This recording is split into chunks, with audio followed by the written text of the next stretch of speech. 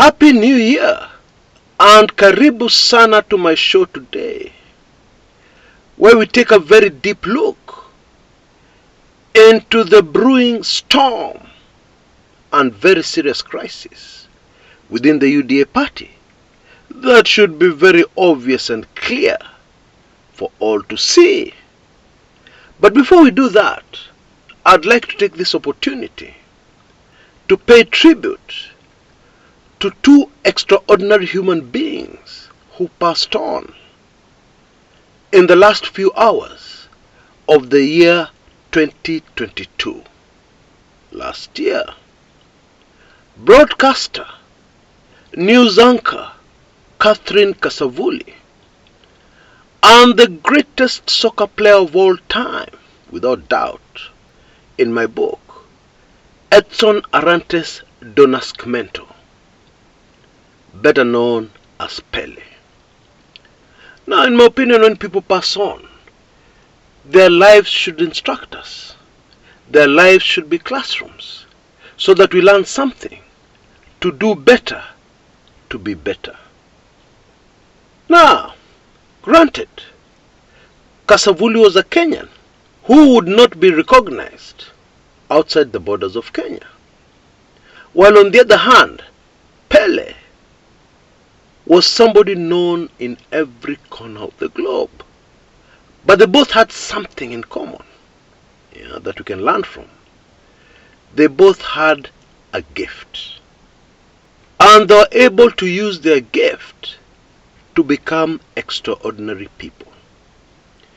Indeed, Catherine Kasavuli was just an ordinary Kenyan woman until you got her into a studio to read the news. Pele was just an ordinary Brazilian, not even very tall, 5 feet 8 inches. But he became an extraordinary human being when you got him onto a soccer pitch. Now I need to ask you a question. What's your gift? What makes you extraordinary? That's very important. You see, every child who comes into this earth is born with their hands almost clenched like a fist, as if they're holding something. That is the gift they're born with. And unfortunately, we're not able to see into the spirit and read the gift in the hands of that toddler. Instead, we end up in a lifelong battle to find our gift. Some of us even find our gifts and they totally ignore them. Not interested. And yet that is what you were born to do. Your gift is something you can do better than anybody else. Effortlessly. So most of us finish school and we go out there to chase money, instead of going out there to chase our gift, to hone the skills that are our gift, to showcase our gift to the world. And of course, when you do that, money will surely follow you. But instead, we prefer to chase money. Incidentally, look out for a video on this channel that I'll be doing later on another gift Edson Arantes do Nascimento had, Pele, that nobody's talking about. An entrepreneurial gift. I mean, the man could make money effortlessly. He had a very short career, barely over a decade, in active soccer at the highest level. And for the rest of his long life, he passed on at the age of 82. For the rest of his long life, he was busy making money. Look out for that video. Should be interesting. Now, while we're still on that topic of money, I would like to thank from the bottom of my heart all of you good people out there, who sent me a gift. I am very humbled and I am very grateful. Thank you so much. Even the gifts you called small were very big to me. May the good Lord bless you and restore to your storehouse. Where you retrieve the gift you gave me, restore 100-fold. Amen. Na huyu jamaa anaitwa Pete. I have no words. Pete, you made a huge difference. Thank you so much from the bottom of my heart. 100-fold kwako. Pop! Amen. Right. We have quite a show to unpack. So let's get on with it. Twende kazi.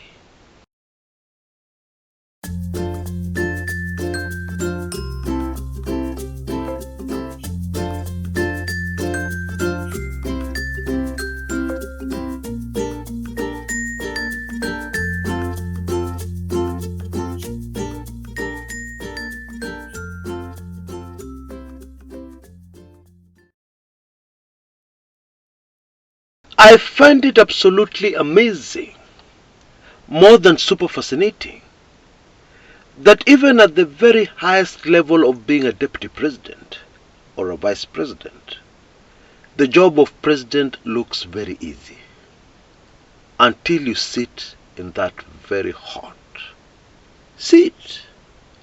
You know, I used to watch a series called 24, featuring a man called Jack Bauer. Many of you are fans. It was really an action-packed series about a man who always averted disaster. Jack Bauer stopped some terrorists or something like that. But really, this was a very political show, and it featured several times political intrigues. And in these political intrigues, you would always see the vice president akimezea mate the seat of president. In one particular season, I can't remember which one, this vice president actually got to sit on the hot seat for only a few hours. But after those few hours, they came out with much more respect for the seat of the president. Now, I have reason to believe this is exactly what is unfolding in Kenya right now. We have a president who used to be the deputy president, indeed the immediate former deputy president. And clearly, we are seeing day by day situations where the executive almost seems overwhelmed by the challenges facing our great country Kenya at the moment.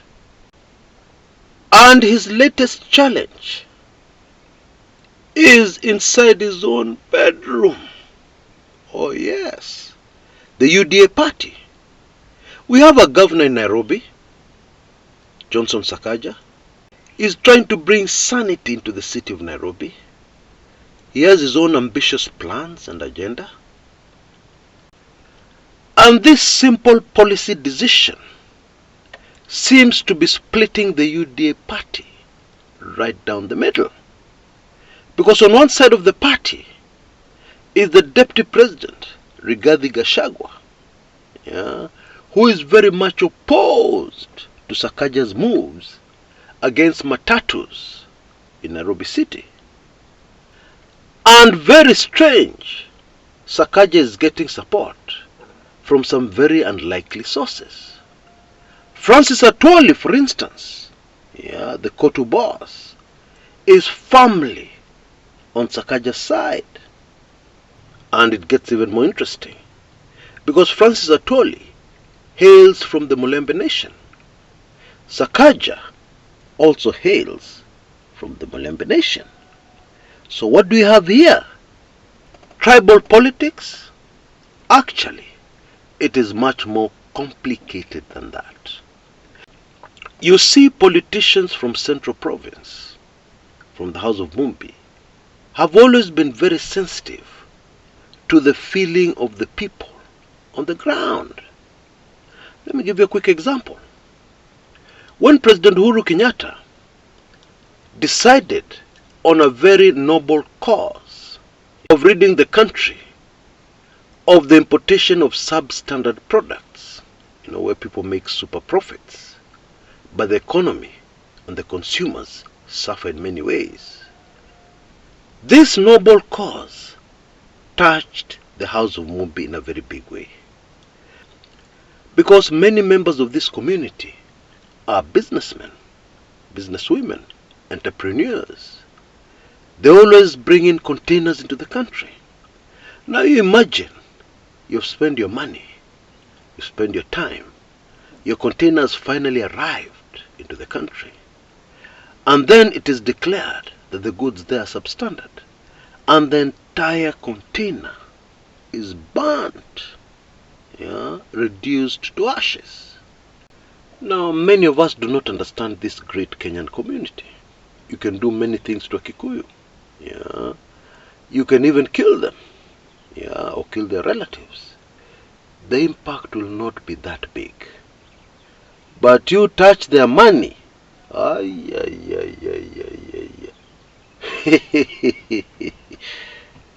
then you're in trouble. And this is the situation President Uhuru Kenyatta found himself in. And a lot of politicians in the Mount Kenya region cashed in by siding with the people. That, this government is finishing us.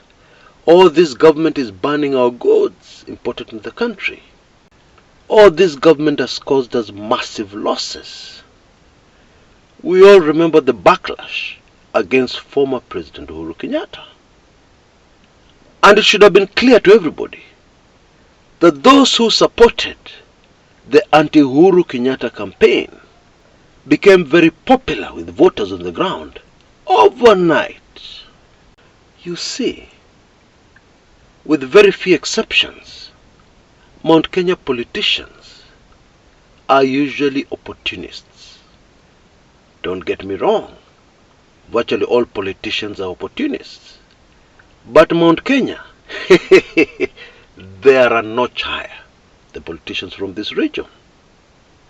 And currently, the latest game on the ground in Mount Kenya is we must protect ourselves. We must protect our businesses. We must protect our people in these very uncertain times. And all politicians who have gone in that direction in the Mount Kenya region are currently very popular. So you're in UDA. You have a choice. Either stay loyal to the party in everything, or become a popular politician. It is clear that what most politicians are choosing is to become popular politicians, starting with the Deputy President, Rigathi Gachagua, whose argument against what Sakaja wants to do is that it's going to affect business people, small business people, most of them from the Mount Kenya region, who own matatus. If the matatus cannot come into the city, to the CBD, the income will be affected. That is the narrative, which is gathering a lot of popular support on the ground. Now, if you're a young man in UDA and you want to dismiss this and say friendly fire is welcome, after all we are a very democratic party, then I'm sorry, you need to get your head examined. This is politics, and party politics are sensitive. When you have the second most powerful person in the party, and indeed in the country, going against one of their own, the most powerful person in the party, in the county called Nairobi, then you need to realize we have a very serious problem here. Extremely serious. Let me simplify it. You're in a vulnerable position. Maybe thugs have surrounded your house. And then you start quarreling with your wife. What do you think is going to happen? There's no unit in the house. You're under attack. You're in a very vulnerable position. And then there's infighting. Instead of you focusing on surviving this attack by thugs. The UDA party is not popular in Kenya. The UDA party is in a very vulnerable position politically. What they need most is unity of purpose amongst the ranks. Many Kenyans have already doubted whether UDA can survive even before this latest drama started. So what do you think those Kenyans are thinking now? That there's infighting, there is strong disagreement right bang inside the UDA party. You tell me. It'll be very interesting to see how this develops. But one thing is for sure, it is not good for the ruling UDA party. Until next time, this is Chris Kumekucha.